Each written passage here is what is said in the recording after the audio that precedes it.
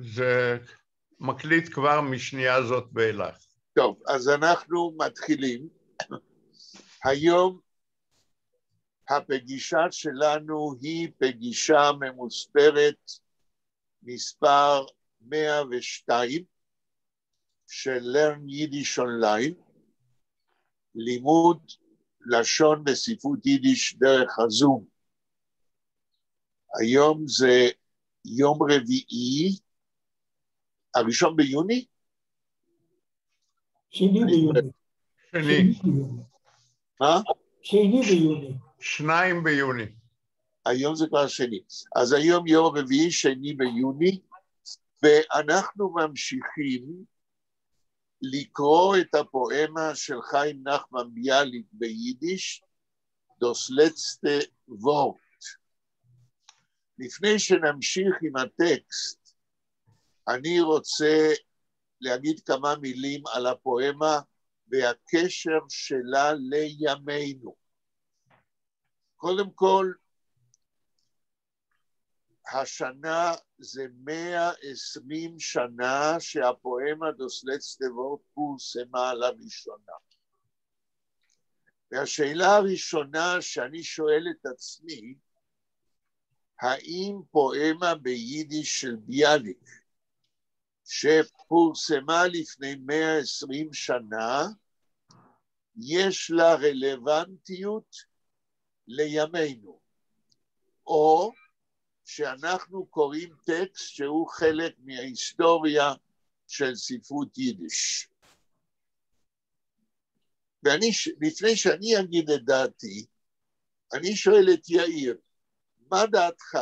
לפי מה שהספקנו לקרוא עד עכשיו, האם אנחנו עוסקים בטקסט שהוא קשור להיסטוריה של ספרות יידיש, או שיש לו איזה רלוונטיות לימינו?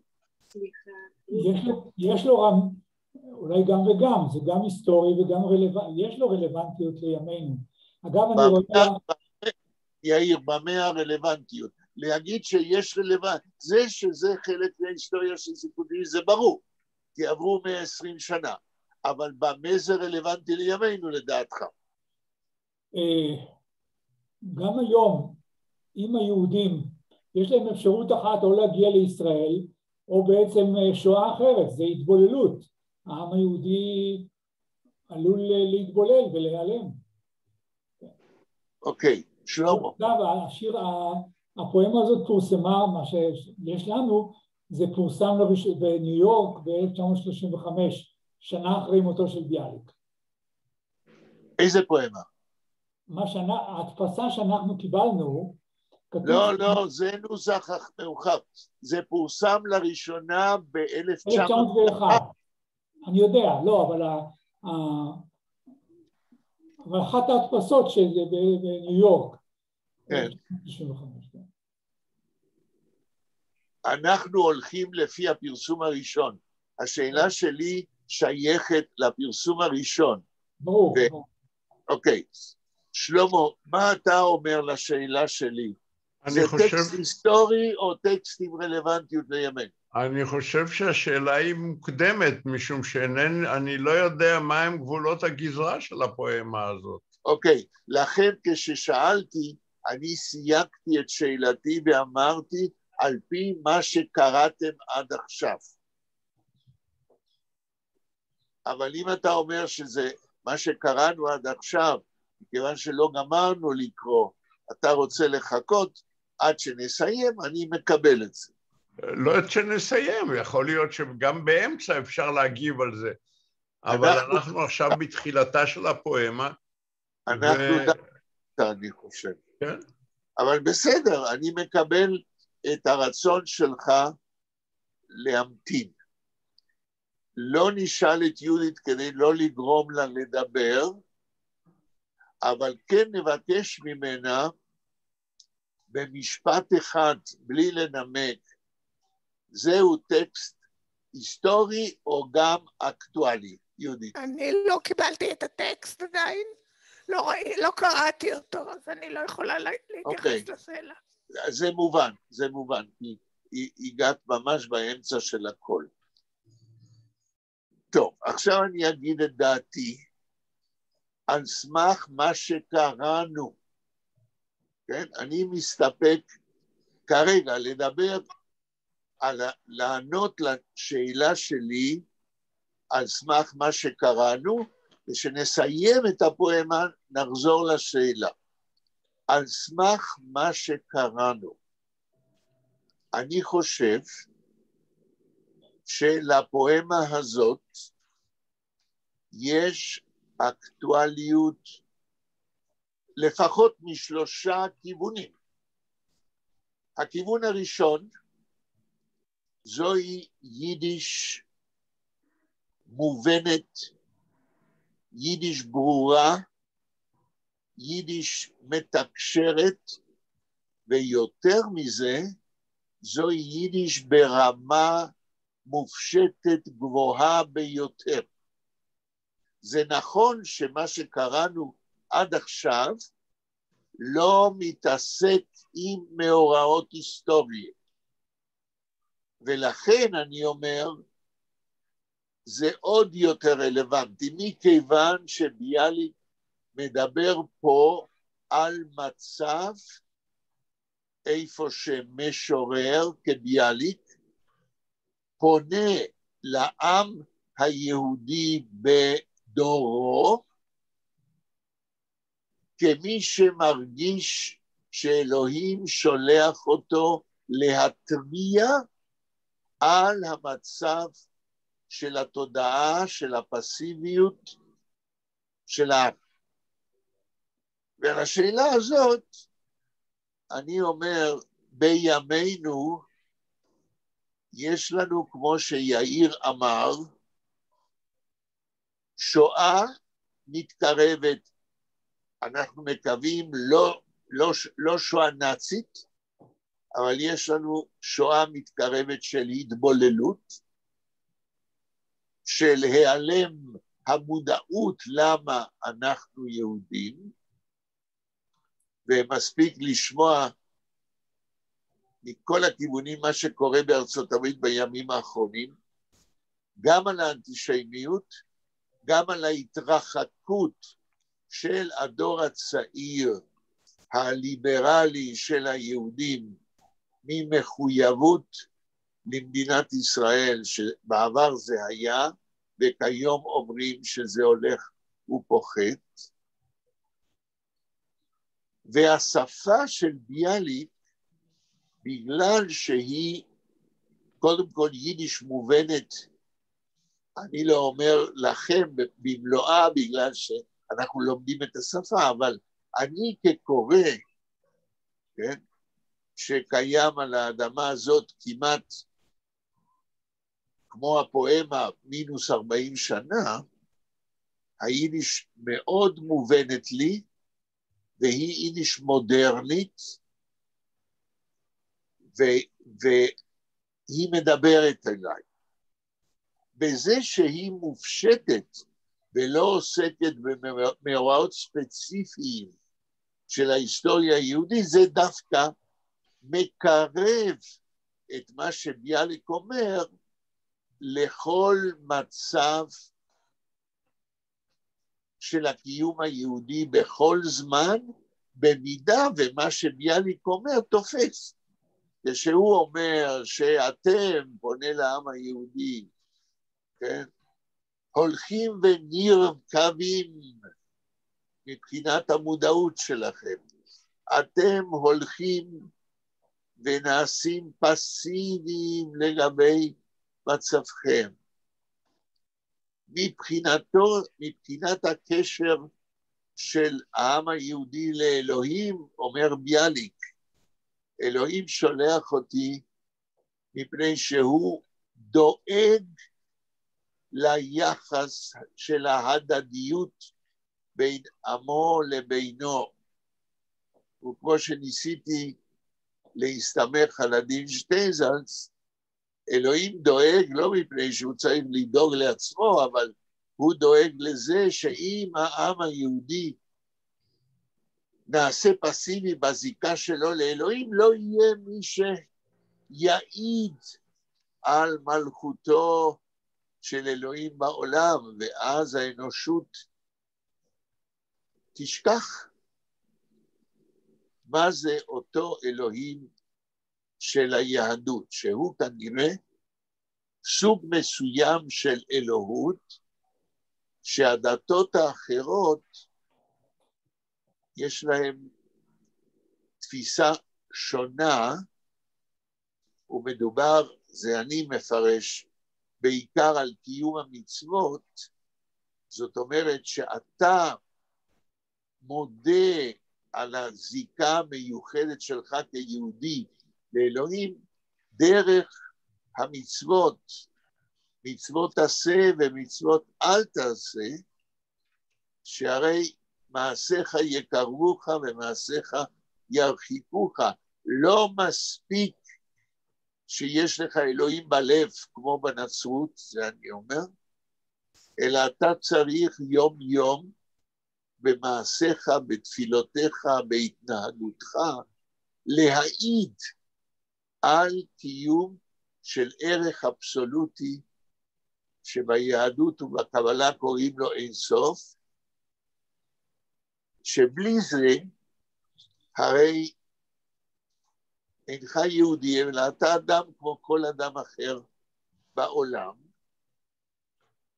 וזה מדרון חלקלק, מכיוון שאם במרכז התודעה של העם היהודי אין אלוהים, כפי שבימינו חלק גדול, גם במדינת ישראל וגם בעולם, חי, ללא המודעות על הזיקה בין העם היהודי לאלוהים, אז אנחנו בצרה, וזה בדיוק מה שביאליק בא להתריע. אז קודם כל השפה שהיא מובנת. שנית, התפיסה של ביאליק על הזיקה בין העם היהודי לאלוהים, שזה בליבה של היהדות. אמנם בלה התקוממה קצת בפעם שעברה כשאמרתי, אם אצל היהודים בימינו אין אלוהים, או אין זה פונקציה בחייהם, אז אין יהדות. ובלה התקוממה, אבל לדעתי זוהי המסקנה הלוגית והתרבותית וההיסטורית של מה שקורה בימינו בחלק לא קטן של היהודים, שהם יהודים על פי מוצאם, אבל להיות יהודי על פי מוצאך, על פי האמא שלך, על פי ההשתייכות הגנטית ולא התודעתית, זה לא מספיק. ואני הזכרתי לדאבוני את אותה קרובת משפחה שלי, שאומרת מה יהדות, מה לי יהדות, אני אשת העולם, ומה לדעתי התוצאות של הדבר הזה. זהו, אז אני חושב שכפי שאני מקווה נראה גם כשנסיים לקרוא, דברי ביאליק הם דברי התראה גם בימינו. שלמה, איפה הפסקנו הפעם שעברה? אני בכל זאת יש לי שאלה. האם יש תקופה בהיסטוריה של העם היהודי שהדברים האלה שאומר ביאליק אינם נכונים? השאלה שלך היא שאלה יפה, ואני מעמיד אותה לדיון. מה אתה אומר, אחר כך אני אענה בסוף, מה אתה אומר יאיר על השאלה של שלמה? הוא מוכן רגע לשאול שוב, אני לא כל כך קלטתי. השאלה של שלמה, אם אני מסביר, אם אני מתרגם אותה לשפת הדיון שלנו, האם מה שביאליק מתריע על הסכנה של פסיביות ועל הסכנה של איבוד הזיקה בין העם לאלוהיו, שואל שלמה, האם הייתה תקופה כלשהי בהיסטוריה היהודית שזה לא היה קיים? יאיר. אני מתאר לי שמאות שנים קודם לכן, רוב העם היה עדיין דתי. בתקופה הזאת כבר התחילה ההשכלה, וכבר 100 שנים קודם, והייתה התרחקות מהדת. אם זו הייתה תקופה, אני מתאר לי שבתקופות קדומות יותר, מדברים על המאה ה-16 או 17, אז כמעט כל היהודים היו מקיימי מצוות. אני מקבל מה שאתה אומר בהסתייגות אחת קטנה.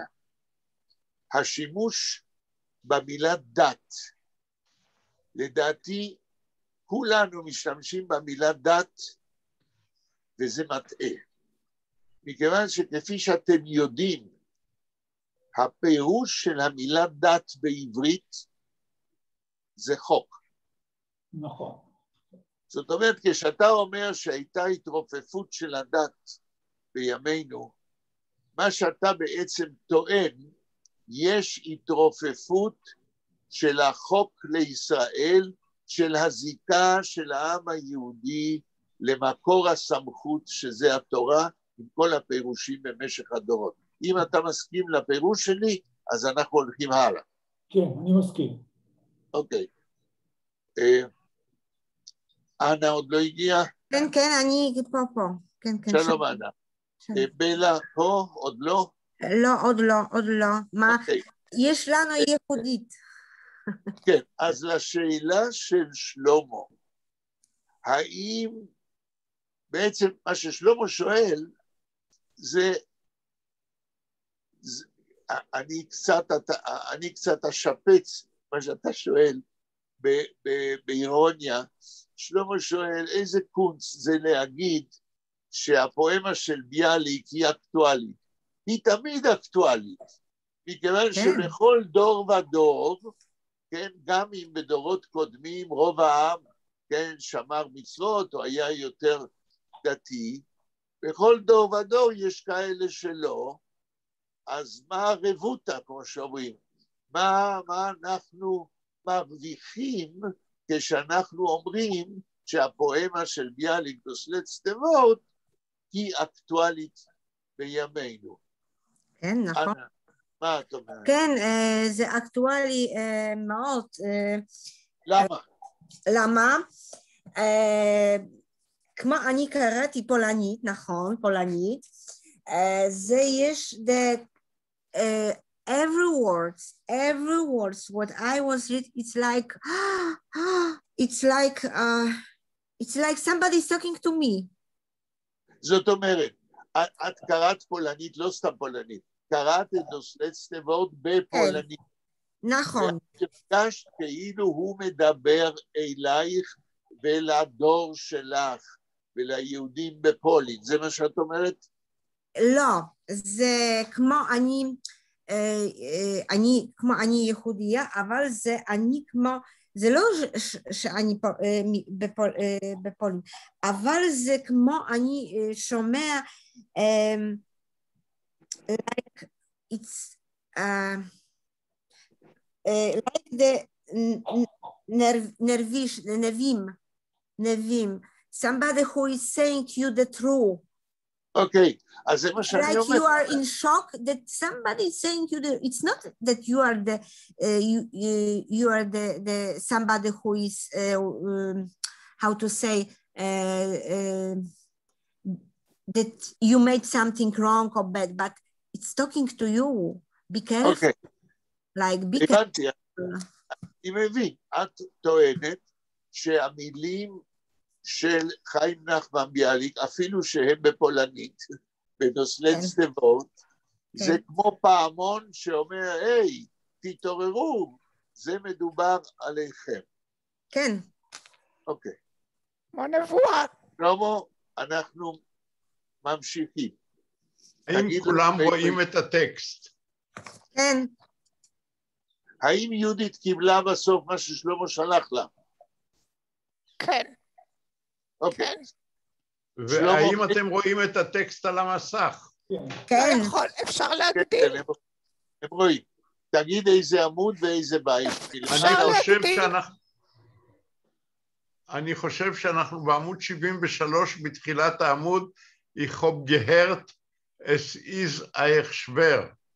זה כבר קראנו. אפשר להגדיל? זה קראנו כבר. זה קראנו כן. כבר? כן. יותר למטה. הגענו עד אונטר איירה טיר. אז אני מבקש, יאיר, עמוד ושורה מלמעלה ומלמטה, אחרת לא נמצא. לא, זה חיי, אנחנו גמרנו פה. יאיר מדבר עכשיו, כן, עמוד 73, אנחנו קראנו עד השורה Ich stehe ich unter eure Tür. מספר שורה, מילים. לא, זה, אנחנו גמרנו איפה לשון.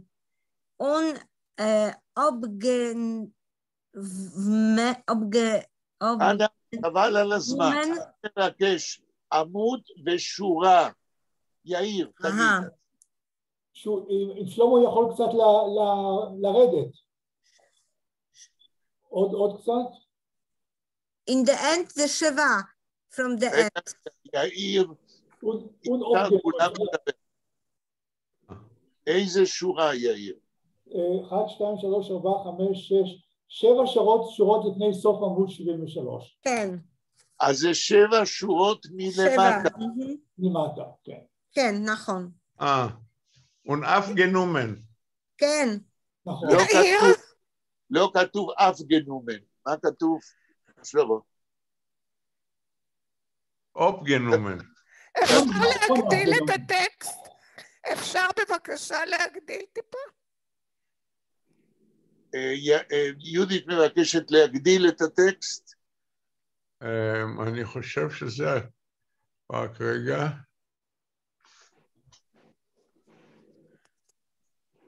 ימינה, ימינה, ימינה, ימינה. ימינה. לא.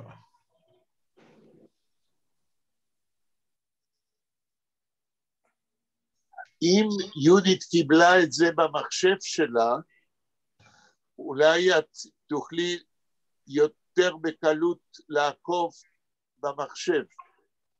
בסדר. אם זה אפשרי. שלמה, אתה רואה את הפלוס? מימין ליד. סליחה, לא שמעתי אותך. פלוס. פלוס, סימן פלוס מימין ליד. יש סימן פלוס מימין ליד. ואם לוחצים על זה, זה מגדיל? יהודית. כנראה.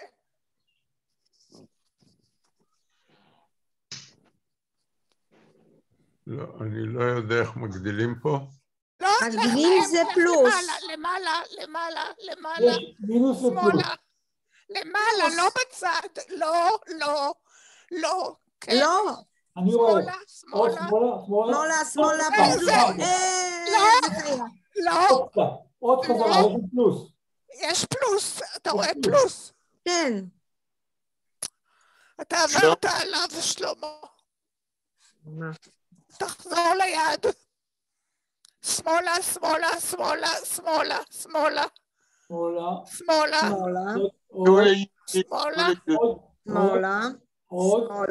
עוד. פה. זום עם פלוס. זה? כן. עוד אחד, ועכשיו להעביר למטה את ה... ברוך השם. שלמה, תתחיל לקרוא. רגע, אני רוצה לראות איפה אנחנו עומדים. 73. שורה.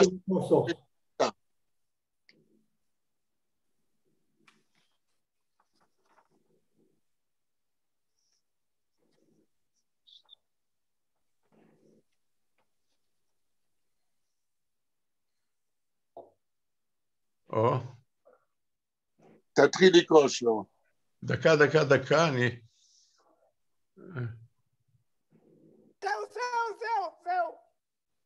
זהו, עצור, 1, 2, 3, 4, 5, 6, 7, Und abgenommen ist mein Loschen. Es hängt eine schwere Nacht auf mir. Mein Funk, mein Licht ist ausgelöschen. Mich hat begegnet Spät und Schand. Ich hat vor mir die Tür vermacht und abgestoßen ist Gottes Hand und Gates Wort ist ausgelacht. שורה ראשונה. תחזור על השורה הראשונה. Und abgenommen ist mein Loschen. הלשון שלי נעתקה ממקומה.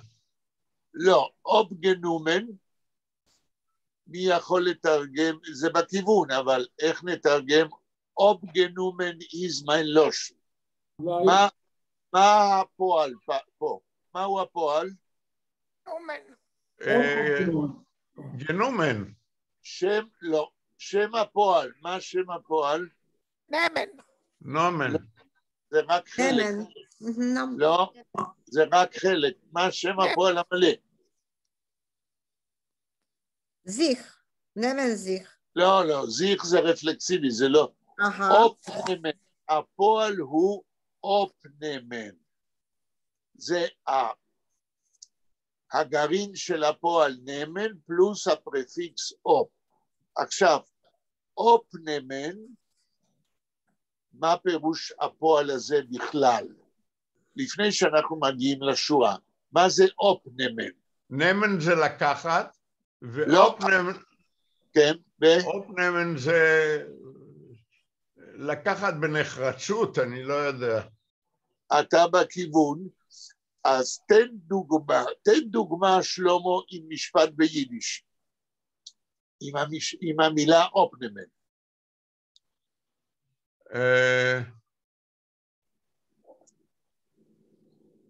hat abgenommen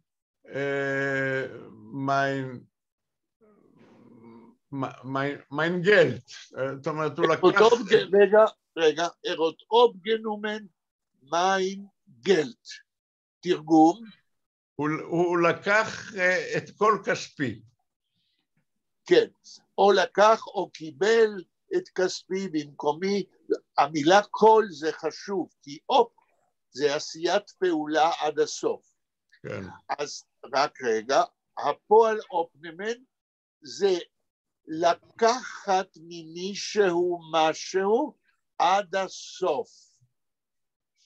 עכשיו, בשורה שקראת, כתוב, und abgenommen ist mein Loschen. אז היינו מתרגמים, מישהו לקח את לשוני עד הסוף, כך שאני לא יכול לדבר, כי מישהו לקח את לשוני, נעלמתי, נעשיתי אילם, כי מישהו לקח. ביידיש כשאומרים mein Loschen ist abgenommen, הכוונה היא אינני מסוגל לדבר, כי לשוני נלקח שלא להחזירה. ברור לכם עכשיו? כן. Es hängt eine schwere Nacht auf mir, תלוי לילה קשה עליי, זאת אומרת, אני ניצב בפני לילה קשה. למה?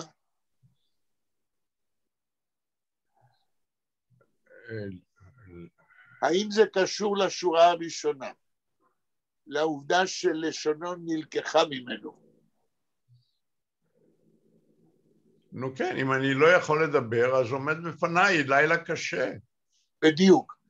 הדיבור כאן הוא כאילו איבר או מעשה שמפיץ אור, שמאיר את הדברים. שורה שלישית. Mein Funk, mein Licht ist ausgelöschen. תרגום. Funk, אני מי לא יכול זוכר. לעזור? אולי זה פחד? לא. יהודית, את יודעת.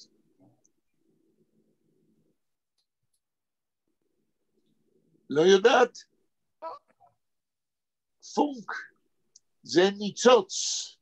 זה אותו ניצוץ שהאדום בגחלת שלוחש. פונקן, אלה ניצוצות. כן? מיין פונק, הניצוץ. זאת אומרת, אותה לשון שנלקחה ממנו, אותה יכולת הדיבור, אומר ביאליק, זהו הניצוץ שעשוי להדליק אש גדולה. מיין פונקן, לא.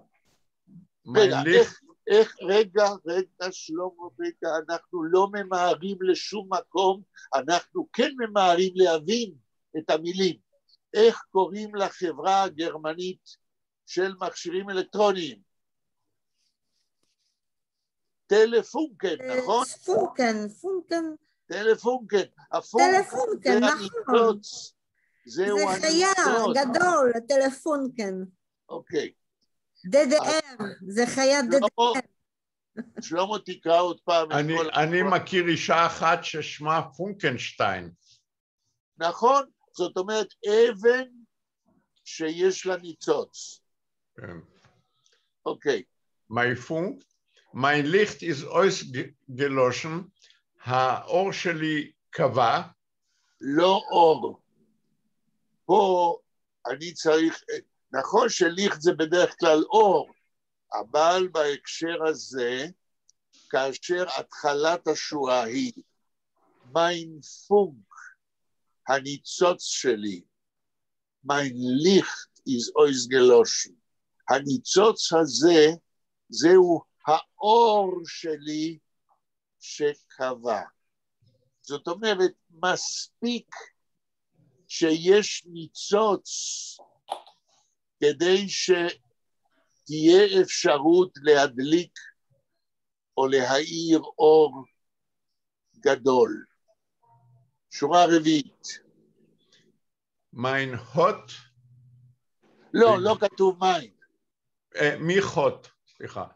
מי חוט בגגנט שפט ונשנד. לא כתוב שפט. שפוט. למה אתה לא קורא מה שכתוב? נכון, אתה צודק, אין לי הסבר. שפוט ונשנד. בגגנט שפוט ונשנד. תראו. מי חוט? רגע, לפני שאתה מתרגם, מי מדבר פה?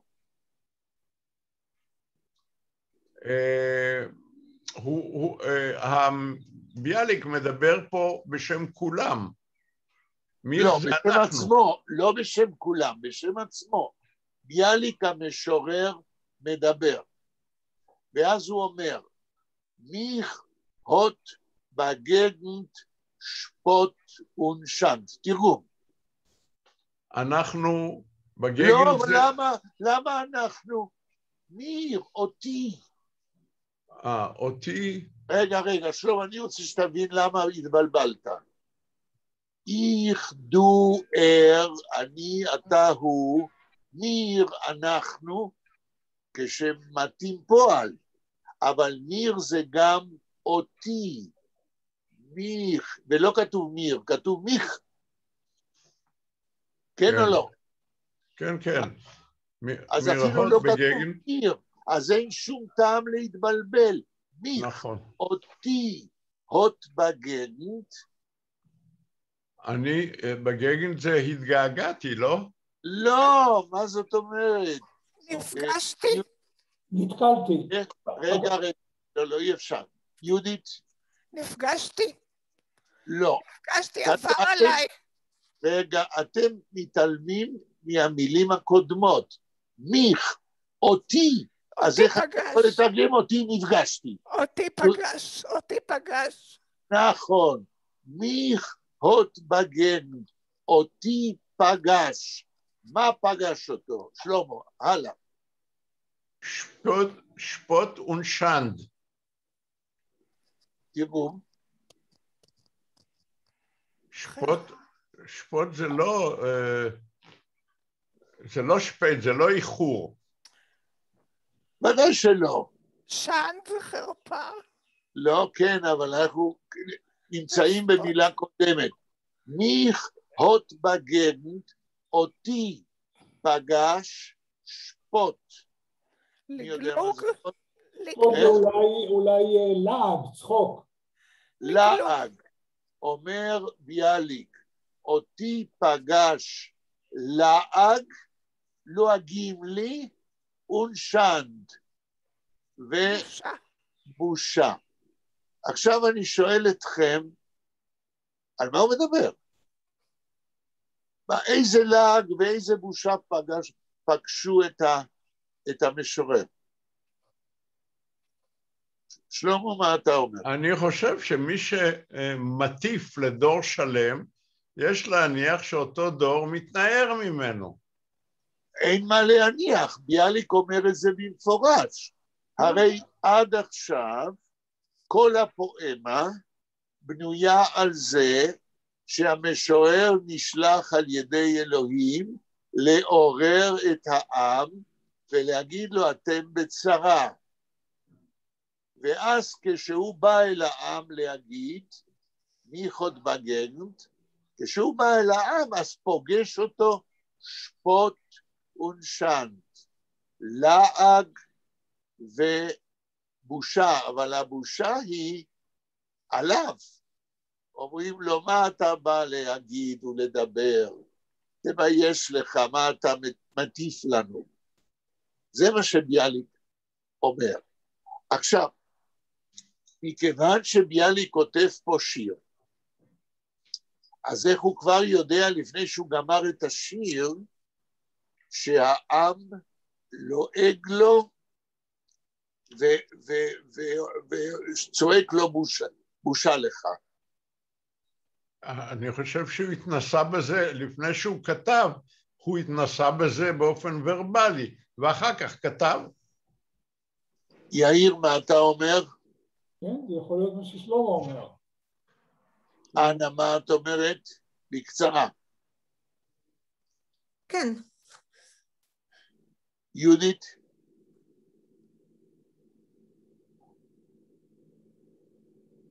יהודית, את שומעת? כן, אין לי מה להוסיף. אוקיי, אז אני אגיד מה שאתם אומרים, ובעיקר מה ששלמה אמר. שלמה יוצא מן ההנחה שביאליק הופיע בפני פובליקום, בפני קהל, והם לעגו לו. אני אומר, אתם שוכחים שביאליק כותב שירה עוד מסוף המאה ה-19. לדעתי מה שהוא מתכוון, שבשירתו, גם בעברית, לפני השיר הזה, כשהוא בא אל העם ואומר מה שהוא אומר לעם, העם לא שומע אותו, לועג לו ומבייש אותו. שורה הבאה, שלמה. Ich hot vermir de Tier vermacht. סגרתם בפניי את הדלת.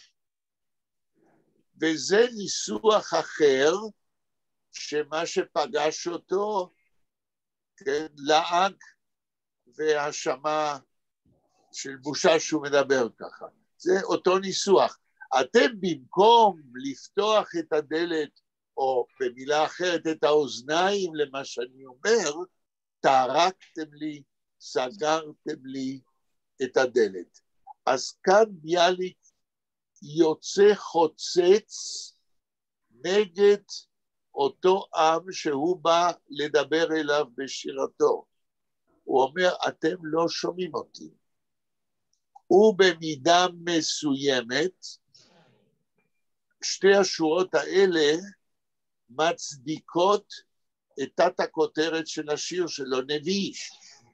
הרי גם הנביאים, כשהם באים אל העם, לא תמיד רוצים לשמור אותם. שורה הבאה. Und abgestoßen. לא כתוב abgestoßen. Abgestoßen. כן. Und abgestoßen ist Gottes Hand. תרגום. קודם כל, לפני התרגום, שלמה, תעשה מהשורה הזאת משפט בפרוזה. תסדר אחרת את המילים בשורה. Gottes Hand ist abgestoßen. תרגום. ידו של אלוהים היא נדחית? נדחית, אבל לא סתם נדחית. שטויסן זה באמת לדחוף, אבל ברגע שמוסיפים את הפרפיקס אופ, זה לדחות עד הסוף, זאת אומרת לדחות כמו שתרגמת. אבל תעשה לי טוב, תקרא עוד פעם את השורה הזאת. Und abgestoßen ist Gottes Hand. זהו.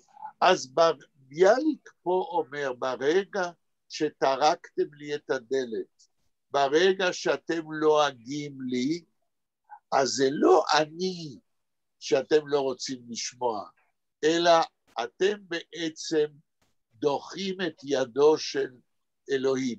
אמנם, אני אומר, שביאליק אומר, אני לא אלוהים, אני לא נביא של אלוהים, אבל אני נשלח על ידי אלוהים להגיד לכם מה שאני אומר. עכשיו אני רוצה לשאול את כולכם, מה פירוש, אם הוא לא מופיע כנביא, אלא כסופר, כמו שאני אומר, מה פירוש נשלחתי על ידי אלוהים, שככה הוא התחיל את הפואמה. מאיפה יש לביאליק הטופה, החוצפה, לבוא אל העם ולהגיד, אני שליח אלוהים. שאלה קשה. מה, אתם הייתם כותבים שיר והייתם אומרים, נשלחתי על ידי אלוהים? מאיפה יש לו החוצפה או הכוח להגיד, אני שליח של אלוהים?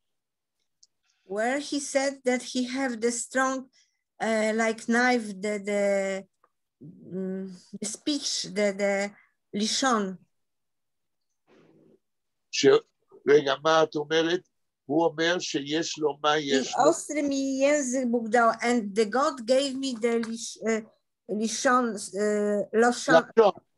כן, לשון. So like the knife. אוקיי. זאת אומרת, אנה אומרת שביאליק, ממה שאנה אומרת, יוצא שביאליק המשורר, כאשר הוא כותב שירים, הוא לא בדיוק כותב בשם עצמו, אלא הוא מרגיש שהוא כותב שירים בכוח של האבסולוט היהודי שהוא מאמין בו. כן. אני הייתי נותן לזה פירוש פחות, יותר מינורי. אני חושב שכיוון שהוא רואה מה קורה והוא מעריך מה יקרה, הוא נותן לעצמו את הסמכות לבוא ולהגיד, חבר'ה, תפסיקו עם זה. אבל בשם מה? הוא אדם כמו כל החבר'ה.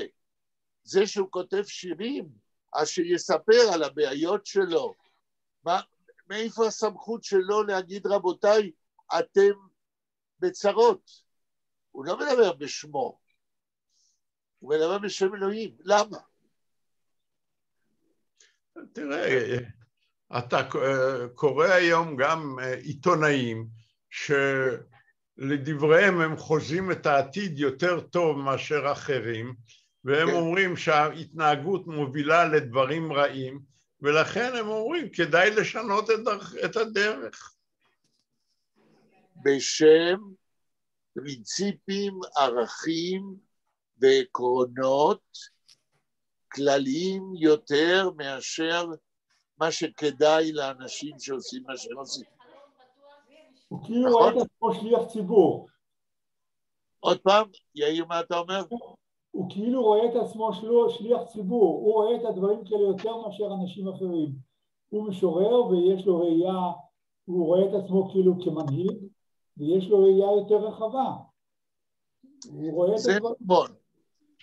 אנחנו מגיעים למסקנה, ואני מסכים עם שניכם, שביאליק כמשורר רואה עצמו עומד קצת בשלב גבוה יותר מעל לעם, ומסתכל, ברגע שהוא קצת יותר גבוה, הוא מסתכל על כל התמונה של הדור שלו, יש לו פנורמה שאין לאנשים פרטיים, ובזכות זה שיש לו ראייה יותר כללית, בשם יהדותו, אני לא שוכח להגיד את זה, שהרי ביאליק, אתם יודעים, ביאליק הוא תלמיד ישיבת וולוז'ין, וזה הוא לא שוכח לרגע, שפתו היא שפת המקורות. שלמה, השורה הבאה. רגע, רגע, יהודית, מה את אומרת? אני מתנצלת, הגיעו פה אנשים, ואני צריכה לצאת. טוב, יהודית, תודה שבאת. ולהתראות בפעם הבאה. להתראות בפעם הבאה. להתראות, יהודית. להתראות, יהודית. להתראות, בריאות. שלמה, השורה הבאה. Und Gott wird ihn ausgelacht. לא כתוב. ואלוהים... לא. אתה קודם תקרא נכון את השורה. לא כתוב אי. תקרא עוד פעם. Gott wird is ausgelacht. זה זין, אני חושב. כן. כן, זה... ausgelacht. תקרא את כל השורה מלא. Und Gottes Wort is ausgelacht. תראו. ואלוהים... לא, Gottes Wort. מה? לא אלוהים, Gottes Wort. ומילותיו של אלוהים נעשו לצחוק. נכון, שורה הבאה. שורה הבאה. אנחנו עוברים עמוד. Ich hab schon mehr kein Sprach für euch. יש לי, זאת אומרת, אין לי יותר מילים בשבילכם. יפה, עד פה. בשורה הקודמת שקראת, Gottes Wort ist ausgelacht, ומילתו או דבריו של אלוהים הם ללעג. רבותיי, שוב ביאליק מתייחס למילים שלו בפואמה הזאת כאילו הם מילים של אלוהים. זה חשוב שלא נשכח את זה. נכון.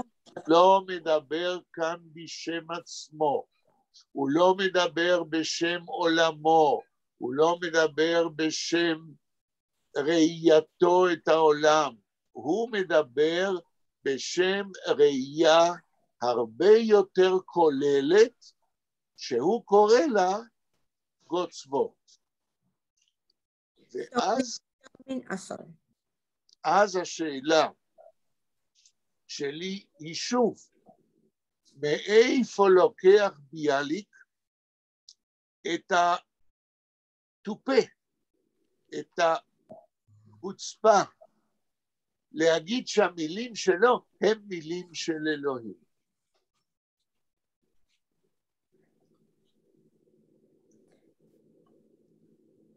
אני שואל. כן, it's like no helps for the people who don't listen to God's words. כן, אבל למה ביאליק קורא למילים שלו, של ביאליק, Gottes Wort? למה הוא לא אומר mein Wort? הרי ביאליק כותב פה, לא אלוהים.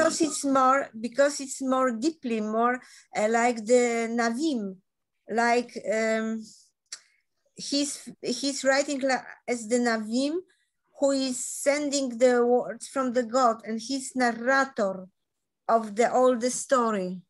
אוקיי, את אומרת שמכיוון שביאליק, כן? והוא כתב שם בתת הכותרת של השיר נביש, החליט שהוא פונה אל העם ברוח של הנביאים, זאת אומרת שהוא אומר מההתחלה, אני פה לא כותב שיר בשמי, אני כותב לכם שיר בשם מה שאני למדתי בישיבת וולוז'ין, שבעם היהודי היו אנשים שקראו להם נביאים, שהם באו אל העם לדבר בשם פרינציפים כלליים, לא אישיים, בשם פרינציפים של היהדות.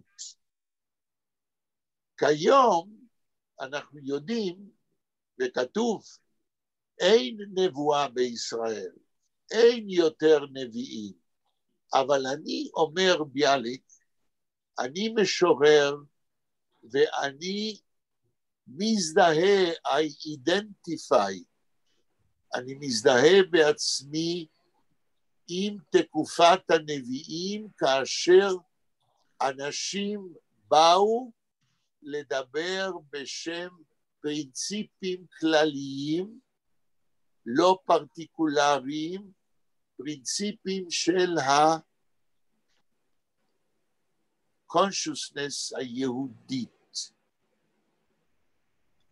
כל הזמן אנחנו פה, דרך ביאליק, אנחנו בתוך עולם לא של בני אדם, אלא אנחנו בתוך עולם של מחשבות ושל פרינציפים כלל אנושיים, פרינציפים יותר גבוהים ויותר חשובים מאשר האינטרס האנושי או האינטרס אפילו הלאומי. יש להבין שביאליק מרשה לעצמו לדבר בשם היהדות, אם אתם רוצים. שלמה, השורה הבאה. בלה, יש פה. שלום. שלום. שלום לכולם. אני אחרי הרחבת אישונים, אבל אני בסדר. אנחנו מכירים את הדבר, צריך לעבור שעה, שעתיים עד שאפשר לנהוג, וכולי. ובינתיים יושבים בקפה ואוכלים סנדוויץ'.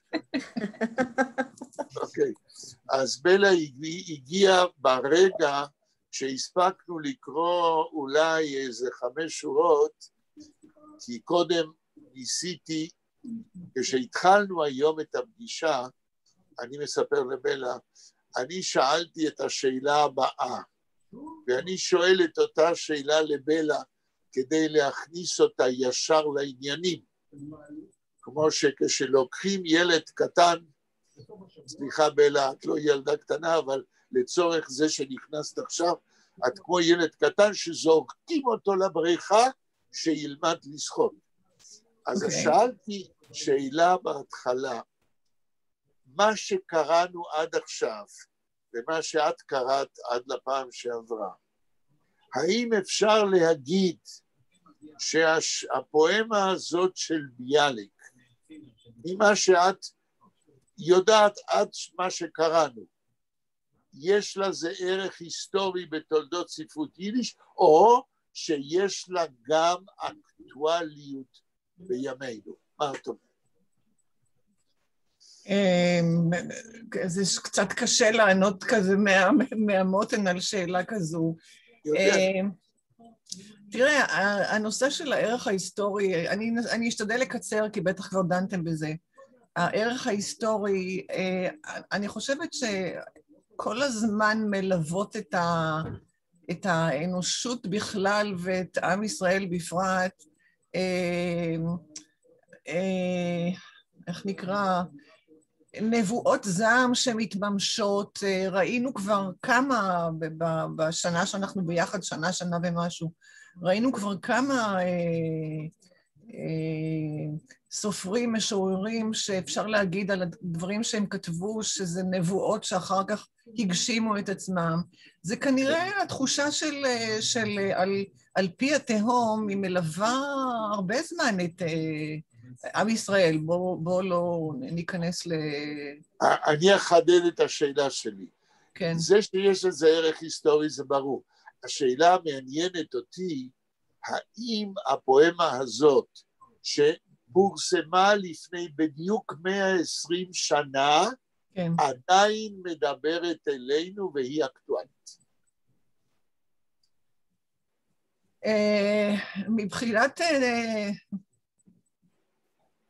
מבחינת תחושה שצריך לנער את העם הזה, בהחלט כן.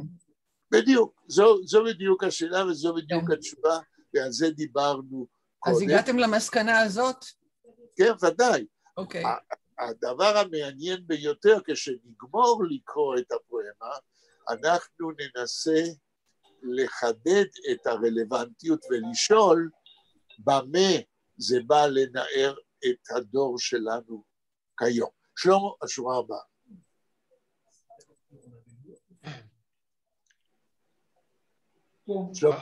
Für euch ist fremd. במייל גם, הודעה שקיבלתי. סליחה? הכל בסדר גמור, כן, בסדר גמור. רגע, יאיר מדבר איתנו או מדבר עם מישהו אחר? יאיר. היה לי בדיוק איזה טלפון דחוף ואני עניתי, סליחה. אוקיי, שלמה תמשיך. Für euch ist fremd und deut Gottes Sprach. בבקשה, תרגם. לגביכם, מי אומר למי? המשורר אומר לעם. כן, מה הוא אומר? לכם, für euch ist fremd und deut Gottes, שפת האלוהים היא שפה מתה וזרה. רבותיי, נכון, זוהי שורה מעניינת בלשון המעטה. האם, אני שואל אתכם, האם יבוא היום מישהו ביאליק כזה ויגיד לכנסת ישראל, דווקא היום, für euch ist fremd und deut Gottes Sprach. האם זה יהיה רלוונטי? יאיר. מה הייתה השאלה שלך? סליחה? מה? השאלה שלי הייתה, אם ביאליק היום, כן. 5 דקות לפני 12 הלילה, כן. וכל כמה שעות שנותרו, היה עומד בדוכן הכנסת ואומר למליאה, für euch ist fremd und deut Gottes Sprach. האם זה היה משפט רלוונטי לא רק לימינו, אלא ליומנו? אני חושב שבהחלט כן. תנמק. פרט ונמק. כי אנחנו היום נמצאים ברעידת אדמה.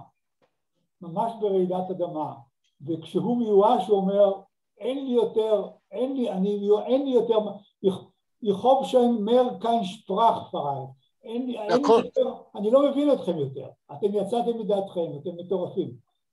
אוקיי, אז יאיר כאן הקדים את הסוף, יאיר טוען, כמוני, שכל שורה מתחילה להיות פה רלוונטית, שורה הבאה שלמה. Ich hab gesagt, ein Wort hat das der Wind vertragen mit ein Bloß. שלמה, אתה יודע, עד שלא תקרא נכון לא אתן לך לתרגם. תקרא עוד פעם. Ich hab gesagt, ein Wort. אין וורט. ein Wort. אני אמרתי מילה אחת. לא, קודם צריך לקרוא את כל השורה נכון. Ich hab gesagt, ein Wort. אין וורט. ein Wort. לא אין.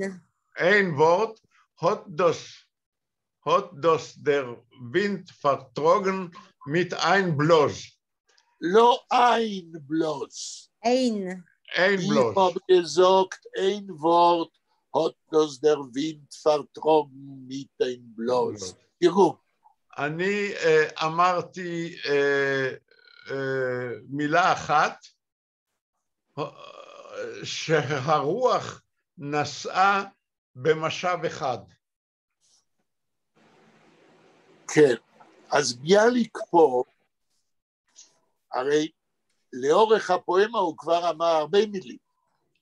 אז הוא אומר, מכל המילים שאמרתי עכשיו, עד עכשיו, והוא אמר הרבה מילים, אמרתי מילה אחת, אפילו מילה אחת, למשל, הוא אמר, אירפוילד, אתם בתהליך של ריקבון. אחרי שאמרתי מילה כזאת, או מילים אחרות של תוכחה לכם, hot der Wind vertrogen mit ein bloß.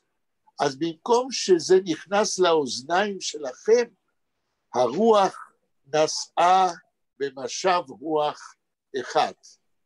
זאת אומרת, במילים אחרות, אני מדבר אל הרוח, אני מדבר אל הקיר, אתם לא שומעים אותי, טרקתם לי את הדלת, אתם לא מגיבים, לפחות תגיבו, תגידו שאני טועה, אבל תגיבו, אבל אתם כמו הרוח, כן? אני אומר משהו, וזה מתנדף באוויר.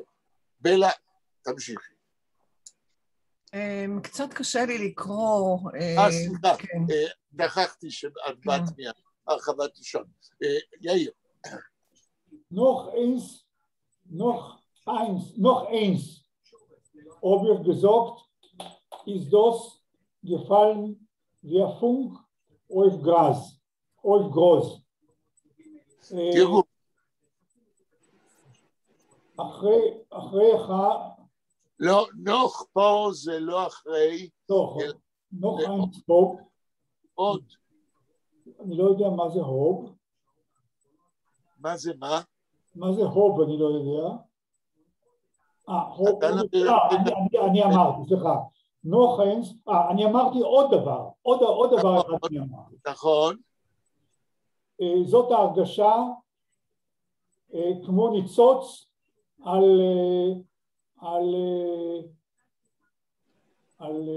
גרוז. רגע, אני הולך קצת לאיבוד, תחזור על השורה ביידיש, נוחנס, כן? עוד גזוק. אז פה תתרגם עוד דבר אחד זה ההרגשה. מה? נוח אינסוף גזוק. עוד דבר אחד אמרתי.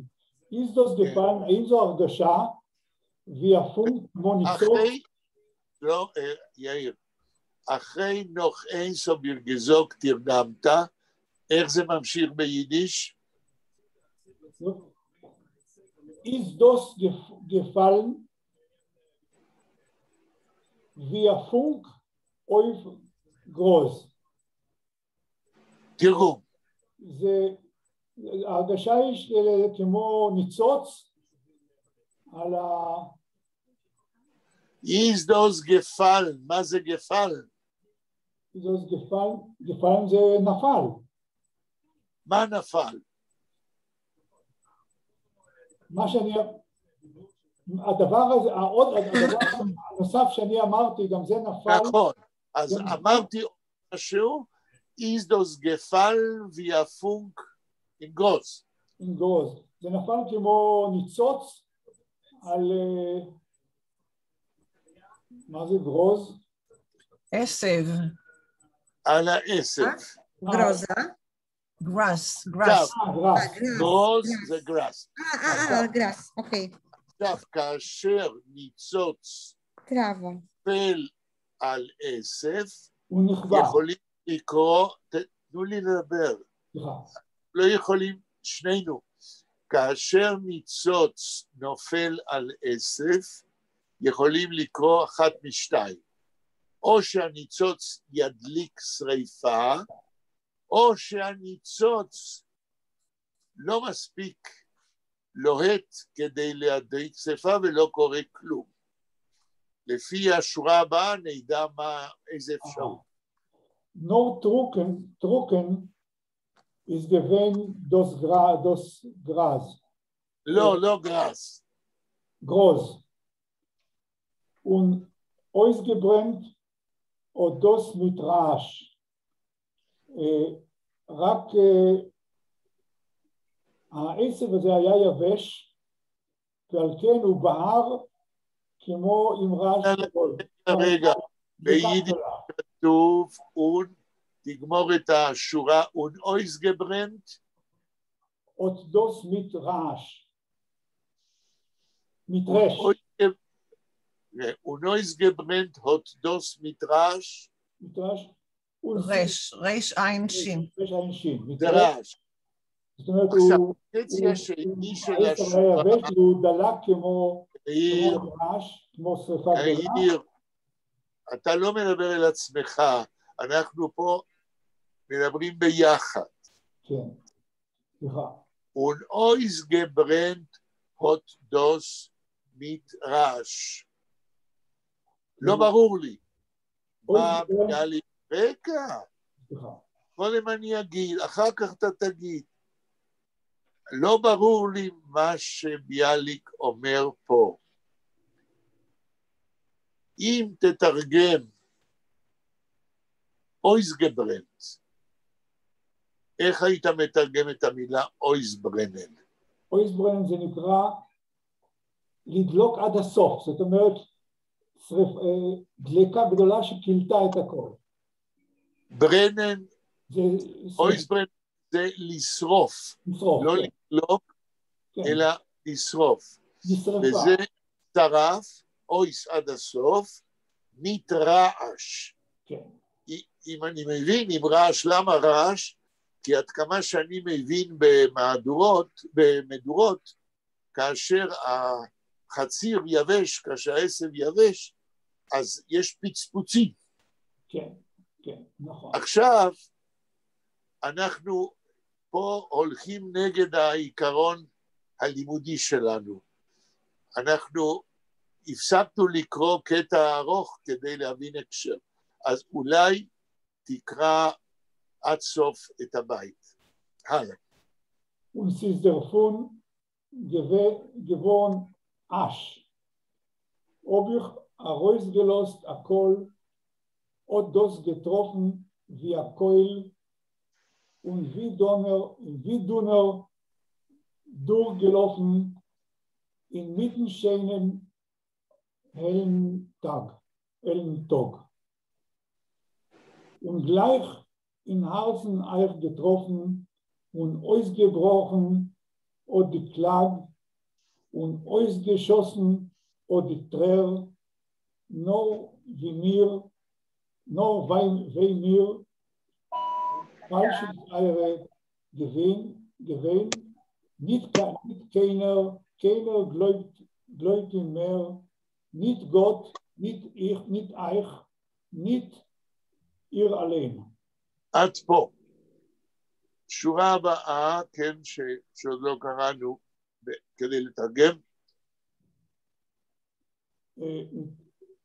מדרש, וסיסדרפון גבון אש. ולכן זה נהיה, אש זה כאילו, אש זה אפר באלף. כן, כן. רויז גלוסט הכל, האם אני השמעתי, רגע, תקרא את השורה עוד פעם. אוביך הרויז גלוסט הכל, תראו, למה האם? אם אני פלטתי או השמעתי איזשהו קול, איזושהי יבשה? לא, למה האם?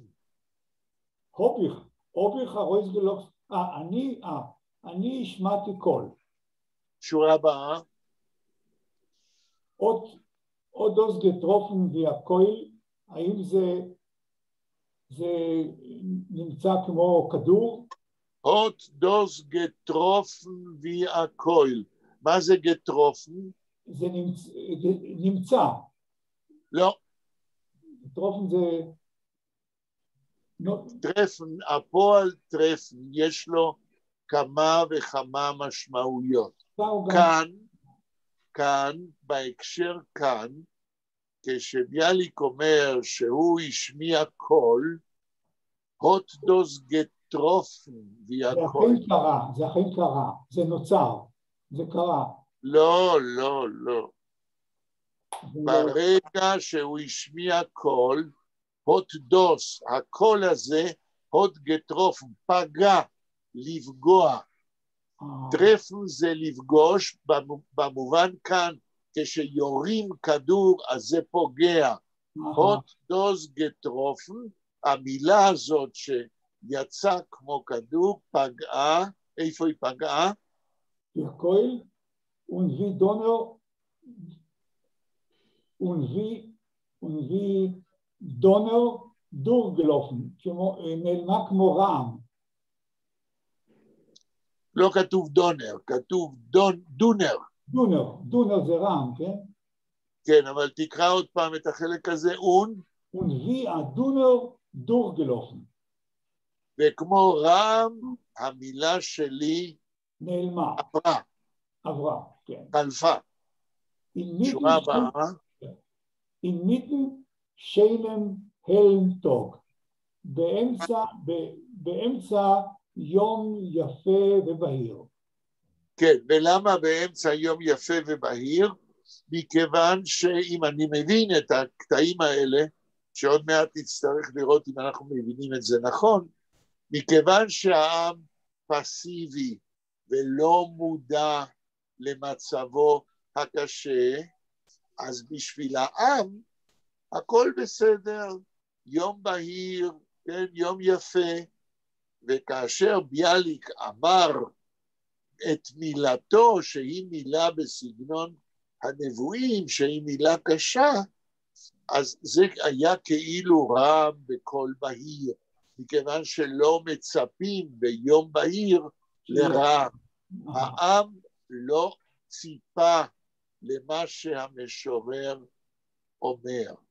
בעצם מה שביאליק כאן טוען, זה שהוא בא אל העם עם שירתו, אבל העם לא נענה לשירה.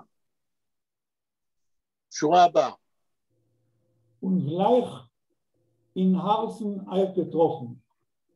תראו. und gleich in Harzen וכאילו גלייך... לא כאילו, הוא גלייך וישר. וישר זה פגע, הרץ אין גטרופן, זה פגע בלב. שלכם. כן, פגע בלב שלכם.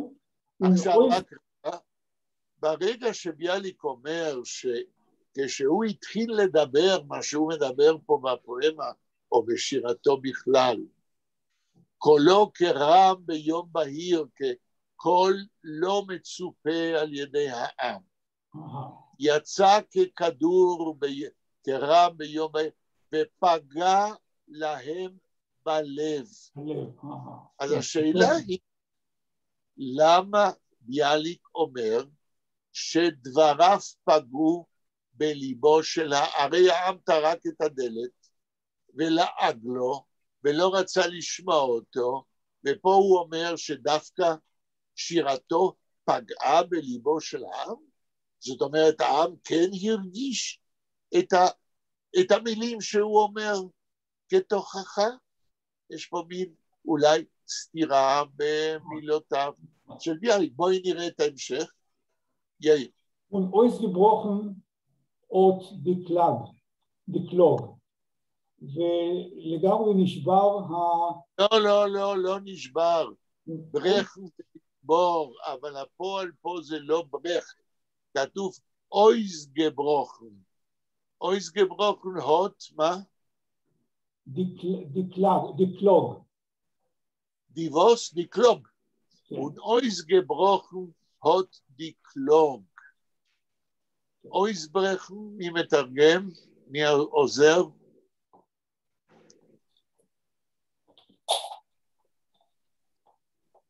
כן, לא, לפרוץ או משהו כזה?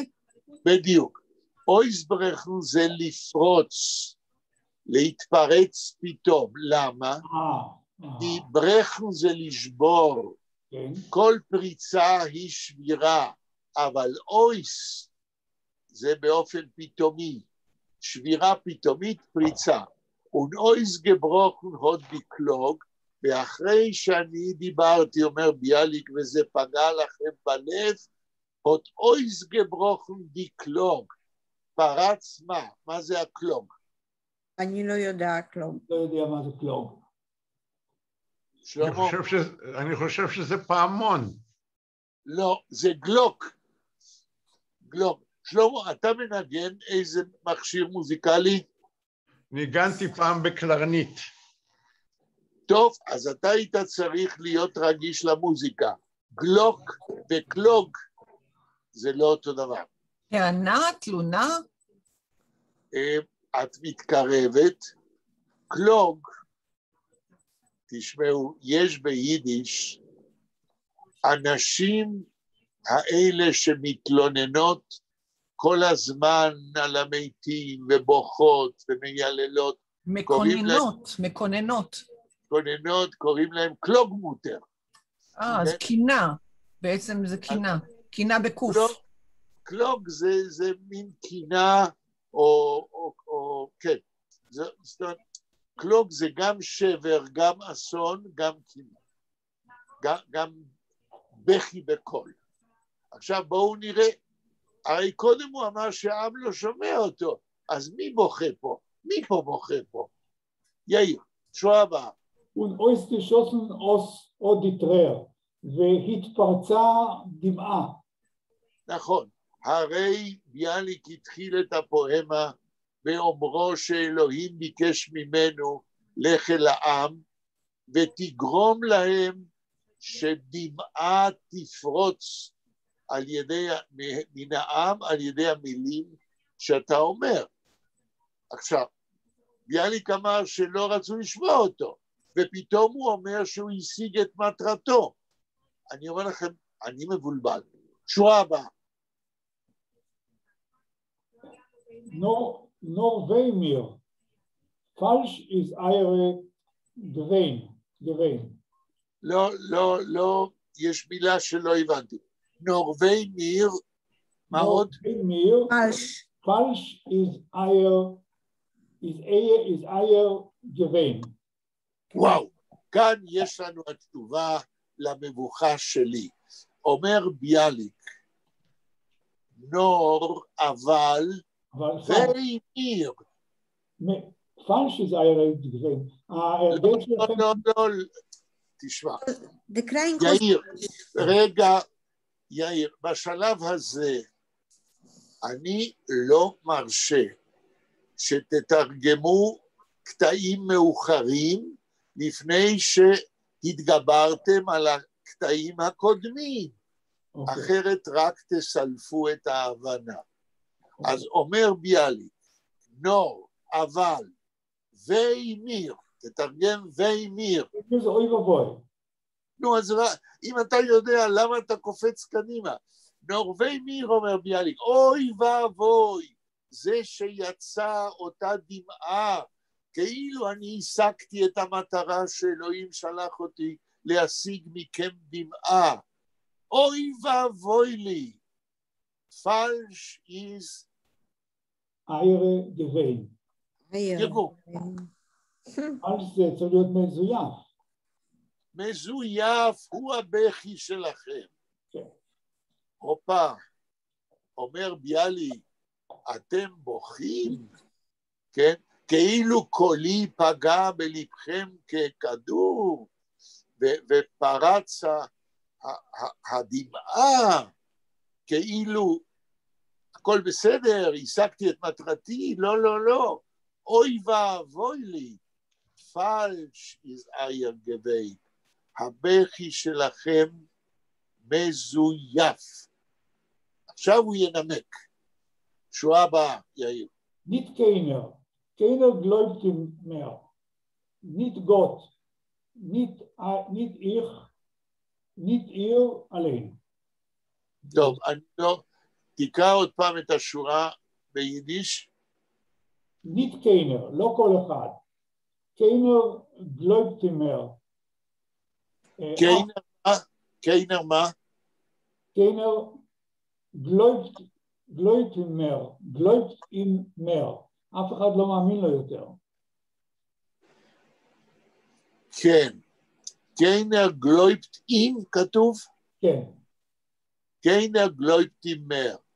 הדמעה שלכם היא מזויפת, כי אף אחד מכל אלה כנראה שהוציאו דמעה לא מאמין לו יותר לקול הזה. שורה הבאה. Nicht Gott, nicht euch, nicht ihr allein. לא אלוהים, לא אתם. רגע, איך כתוב אלוהים? תגידי לי את האותיות. Nicht Gott. ו' קמץ. לא, אנא, יאיר מדבר. איך כתוב? ג' ו' קמץ וט'. ג' מה? א' עם קמץ וט'.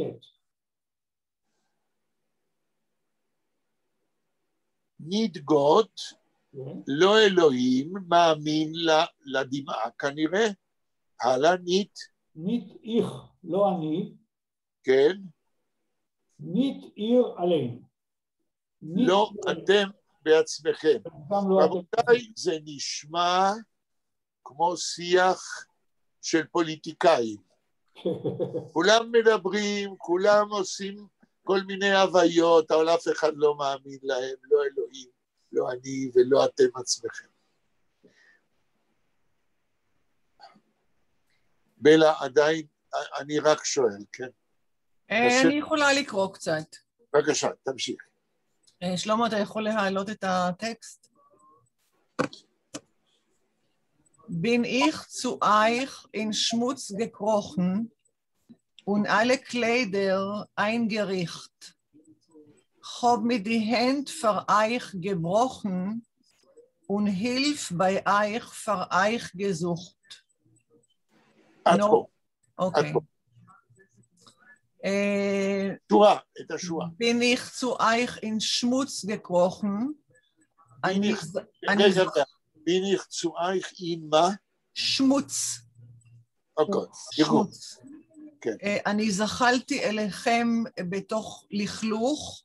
רק רגע, פה אני רוצה שתפעילי מה שלמדנו על הקדמת הפועל למקום הראשון. זה ממשיך את הבית הקודם, את הרעיון של הבית הקודם. ממשיך את מה שהיה קודם. לא ממשיך.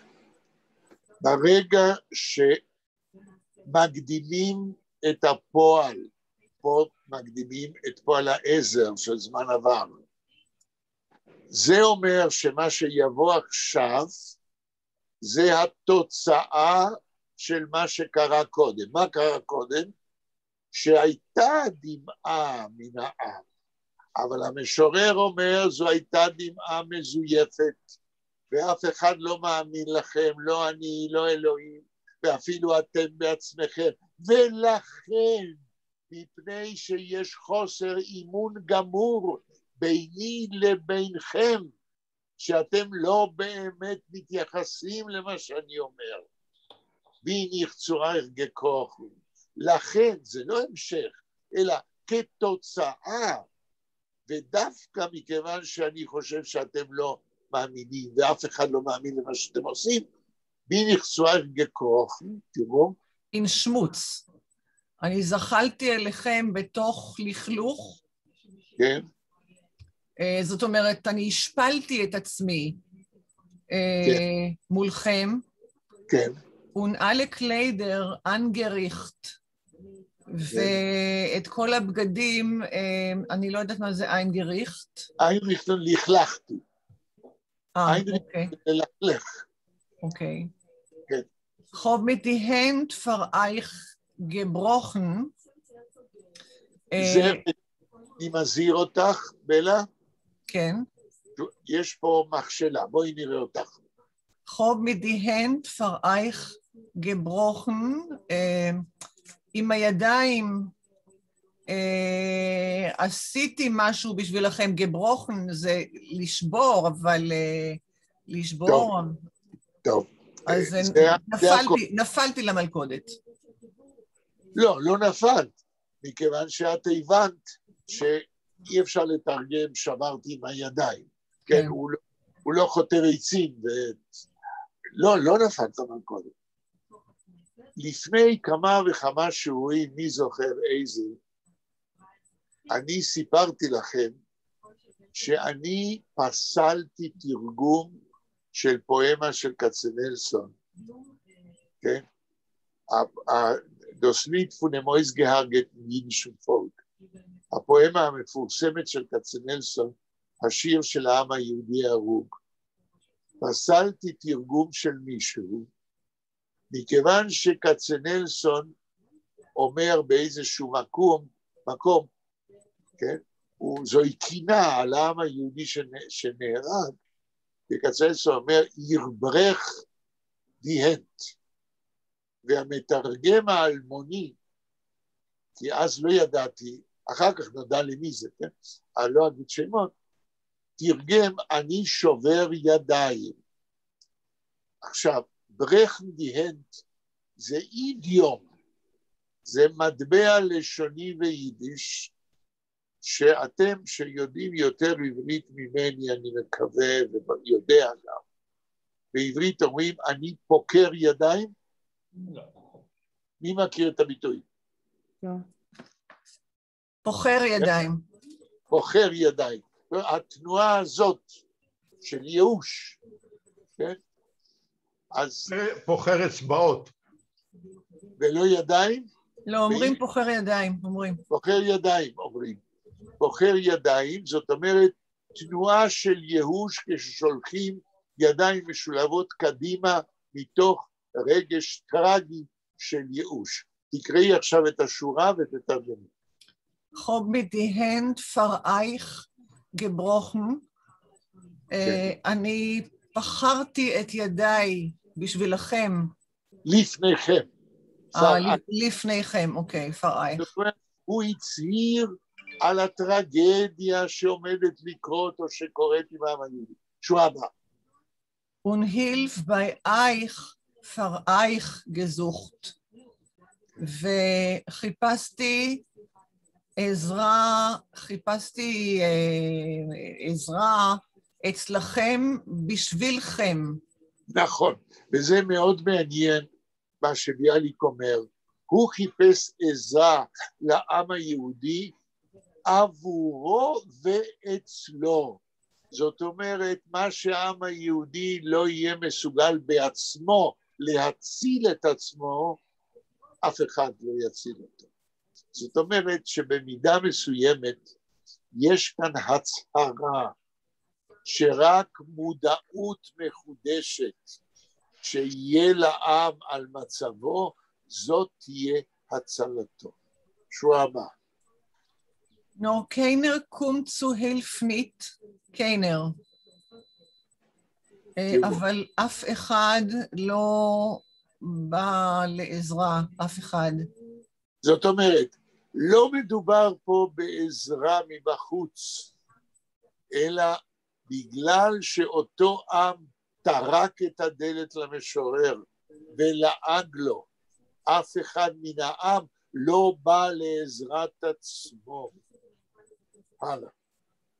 Und ich bin einer. ואני יחידי, אחד, לבד. שאם אתם לא תבואו לעזרת עצמכם, אני לבד לא אוכל לחולל את ההתעוררות. הלאה.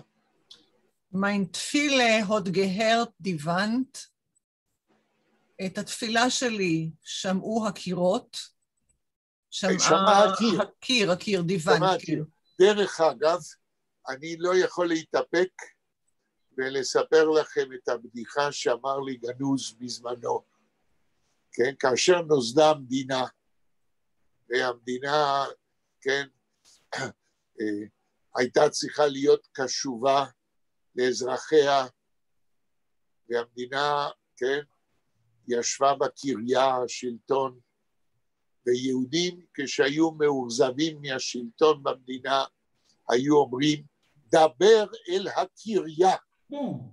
זאת אומרת, רצודרוונט, דבר. נחמד, כן. כן, הלאה.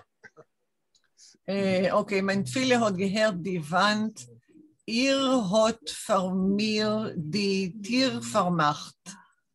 אתם סגרתם בפניי את הדלת. כן. Und abgestoßen ist Gottes Hand und Gottes Wort ist ausgelacht. Und abgestoßen דחוי לגמרי, דחוי לגמרי. אוקיי. ויד השורות האלה אלוהים... מופיעות כבר למעלה. כן, כן, נכון. ידו של אלוהים דוחה או דחויה? נדחתה. נדחתה, אוקיי. כן. Und Gottes Wort ist ausgelacht, ומהמילה של אלוהים עושים צחוק. בדיוק. ושמיענה. אנחנו גמרנו. אנחנו אומרים פה, אמנם לא בטון פוזיטיבי, אבל אפשר לחשוב כמה הדבר הזה, זה תחשבו לפעם הבאה, הוא רלוונטי בימינו, ואני חושב שכן, ואני אנמק בפעם הבאה, ואני אבקש מכם להגיב, האם זה רלוונטי לימינו. בוא נראה את שבוע הבא, יש לנו ממשלה, אין לנו ממשלה. כן, כן, ודאי. And you will have the Herzog, Bella. כן, we have Herzog, כן. תודה רבה, הקשבה. יום שני הבא, 5:45 כדי לקשקש. כן, נכון, תודה רבה. שלמה שולח לכם איגרת לגבי הסדרת ה-15 שקלים. תקבלו את האיגרת, ואם לא תבינו, תשאלו, ואם תבינו, תפעלו. תודה רבה. תודה רבה, תודה רבה. להתראות, ביי ביי. ועל זה נאמר, אנושים עטו עליכם כנשרים. כן.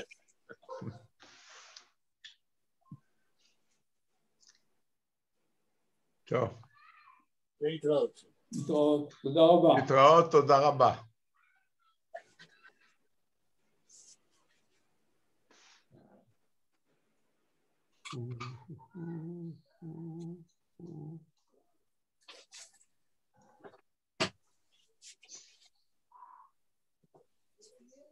כן. היי.